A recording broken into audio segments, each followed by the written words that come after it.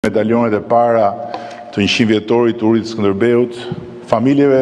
të 2 shërbestarëve të papërtuar të kësaj reforme kuptim plot, Artan Lames dhe Filip Rumbullakut. 2 burra që nuk janë më, por që me pasionin dhe dijen e tyre mbi fushën e urdhrave, medaljeve dhe shenjave, si dhe zakoneve tjera të shtetit, do të kujtohen si barcit besnik të një amaneti shtetëror që duke i varrosur përgjithmonë në këmbët e ignorancës në pushtet. Sonte Republika u shpreh familjeve të tyre mirënjohjen e saj për të ndjerët. Në këtë 100 vjetor ne nuk po kremtojmë